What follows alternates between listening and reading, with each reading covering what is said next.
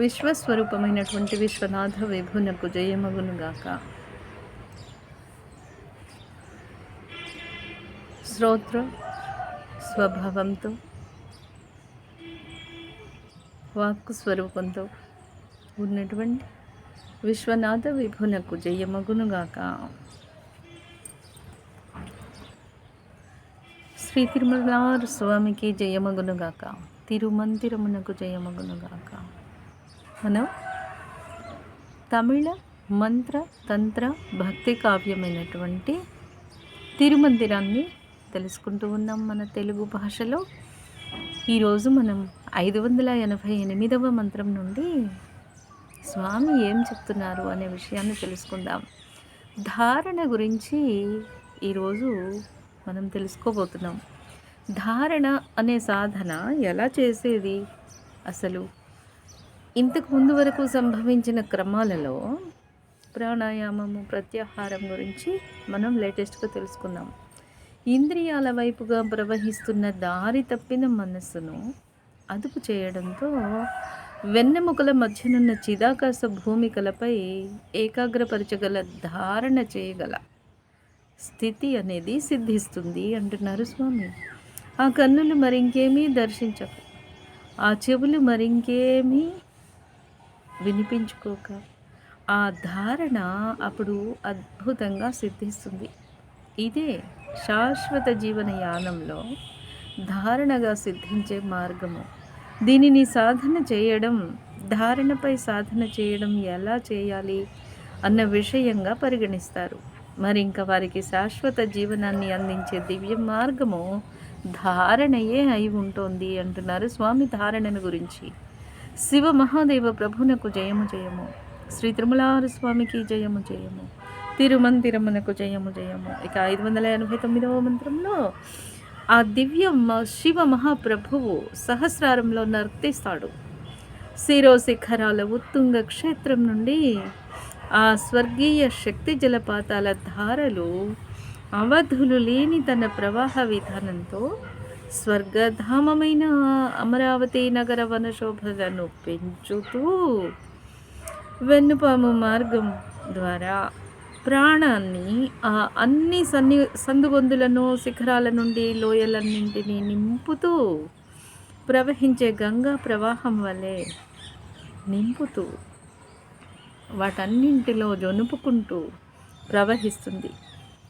ఆ దైవిక ప్రాణ ప్రవాహ వేగంలో, ఆ ప్రవాహ విధిలో ఎక్కడ చిన్న సందు కూడా లేకుండా అంతటా నింపివేస్తుంది అంటున్నారు స్వామి. దేహంలో ఉన్నటువంటి వెన్నెముకలో చిదాకాశ భూమికల నుండి దిగి వస్తున్న ఆ శక్తి, విశ్వ విభువుని యొక్క శక్తి అయినటువంటి గంగా ప్రవాహము దేహమందంతటా నిండిపోయే విధానాన్ని గురించి మనకి స్వామి చెబుతూ ఉన్నారు. ఇక్కడ అమరావతి పట్టణం అంట. ఏమిటది అమరావతి పట్టణము? ఆత్మ పట్టణమే అమరావతి పట్టణం. మరి ఇంకా అక్కడ ఉన్న మేరు పర్వతపు శిలాతోరణం పైన అక్కడ కూడా అంతరంలోని స్వర్గం నుండి అంతులేని దివ్య రసధారల ప్రాణము సందు సందులో నింపుకుంటూ మేరువు అని పిలువబడే శిలాతోరణం పైన శివ మహాదేవ ప్రభువు కాలపు ఉనికిని లయం చేసేస్తూ తాండవ నర్తనమాడుతూ నర్తిస్తూ ఉంటాడు. చిదాకాశంలో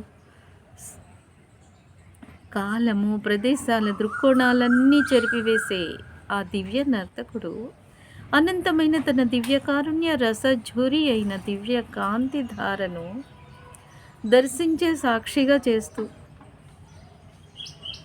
అనంతమైన శివం ఆగకుండా కురిసే అంతులేని కారుణ్యామృత కాంతి వర్షంగా లోపట బయట అంతా, లోబయ్యలంతా నింపివేస్తున్న ఆ క్రియకు నేను సాక్షినై ఉన్నాను అంటూ స్వామి మనకు తన అనుభవాన్ని గురించి ఎరుకను కల్పిస్తూ ఉన్నారు. ఆధ్యాత్మిక సాధకుల సత్యమైన స్వకీయ అనుభవాలకు తాను కూడా సాక్షినే అంటూ స్వామి మనకు తెలియచేస్తూ మనకు సద్గురువుగా మార్గదర్శనం చేస్తూ ఉన్నారు. ఆ అద్భుతమైన శివనర్తనం ఎక్కడో మనకి ఎరుక లేకుండా జరగడం కాదు. ఇలా జరుగుతుంది అంటూ ధారణా విధిలో జరిగే విధానాన్ని మనకి తెలియజేస్తూ ఉన్నారు. ఆడనిదే శివుడు, ఆడనిదే శివుడు, అనంతలయుడు, ఆడనిదే శివుడు, కాలము మూలము, స్థలము తలము, తానై నిలిచి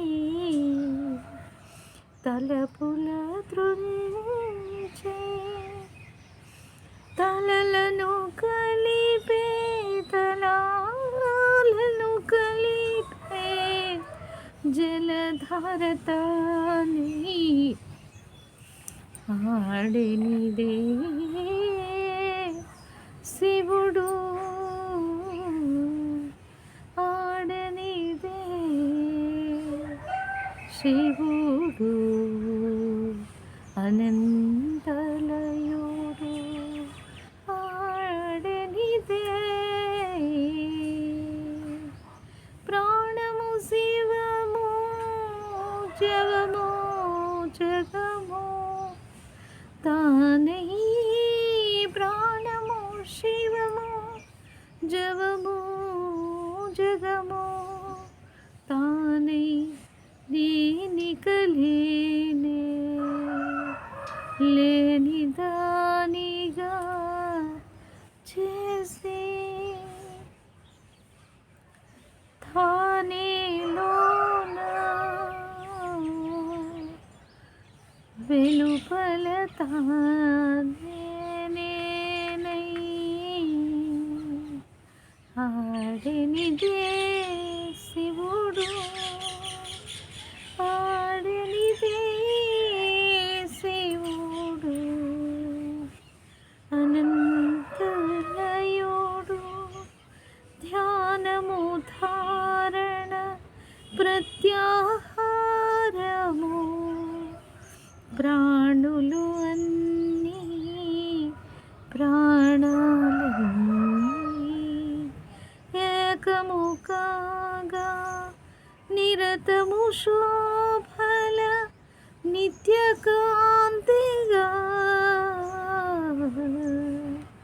నిరతము శోభల నిత్యకాంతిగా, ఆడనిదే శివుడు, అనంతలయుడు, ఆడనిదే తాండవమాడనిదే శివుడు,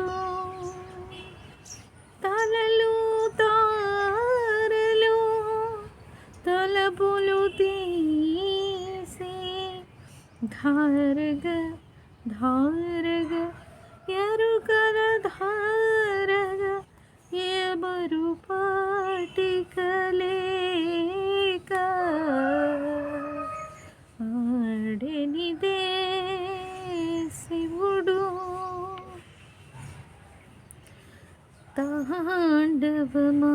తాండవమాడనిదే శివుడు, అక్షిగ సాక్షిగ కుక్షిగ రక్షగ, తానే తానే సదా శివమై సాంబగ శంభుడు శివుడు,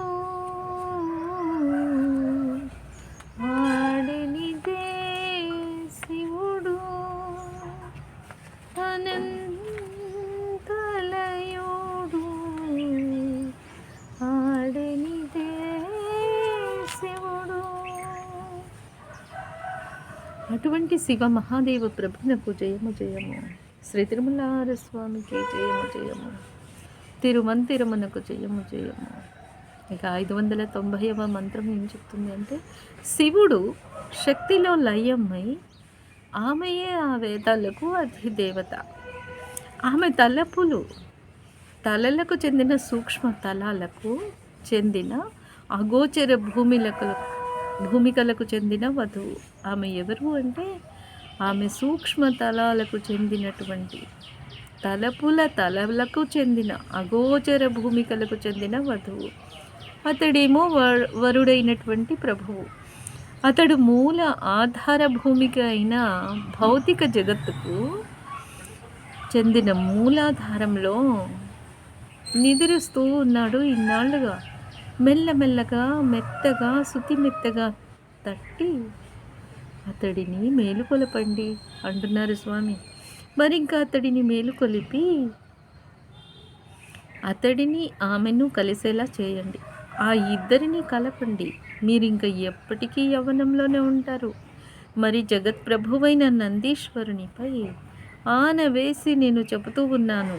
ఇదే ఎప్పటికీ నిలిచి ఉంటున్న నిత్య సత్యం. ఇది మార్పు చెందడం అన్నదే లేదు. ఎప్పుడూ ఇది ఇలాగే సంభవిస్తూ ఉంటుంది అంటూ ఉన్నారు స్వామి. దీనిని మనం చాలా లోతుగా అర్థం చేసుకోవలసి ఉంటుంది. ఎవరికి వారే వ్యక్తిగతంగా అర్థం చేసుకోవడం ద్వారా ఆ శివుడు మరియు శక్తి యొక్క విన్యాసము ప్రతి జీవిలోనూ ఏ విధంగా జరుగుతోంది అనే విషయాన్ని అర్థం చేసుకోవలసి ఉంటుంది. శివ మహాదేవ ప్రభునకు జయము జయము. శ్రీ తిరుమలవారి స్వామికి జయము జయము.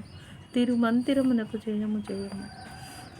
ఇక 591వ మంత్రంలో, కుండలిని యోగ సాధనలో మూలాధారాన్ని బంధించి ప్రాణశ్వాసను పైవైపుగా పెంచి ఆ వెన్నెముకల మధ్యనున్న చిదాకాశపు శూన్యంలో గుండా ప్రవహింపచేసి మరి ఇంక దానిలోనే ఆపి కుంభించగల యోగ్యతను పొంది ప్రవహిస్తున్న నదిలో స్థిరంగా నిలిచి ఉన్నటువంటి కొంగలాగా ప్రశాంతంగా కూర్చోండి.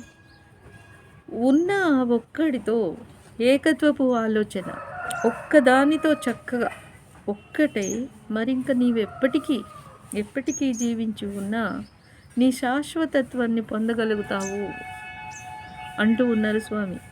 అలా చేయడం కనుక నీకు సాధనలో సిద్ధిస్తే మరింక అతనితో నీవు ఎప్పటికీ కలిసిపోయి శాశ్వతత్వాన్ని నీ సొంతం చేసుకుంటావు అంటూ ఉన్నారు స్వామి. శివ మహాదేవ ప్రభునకు జయము జయము. శ్రీ తిరుమలవారి స్వామికి జయము జయము.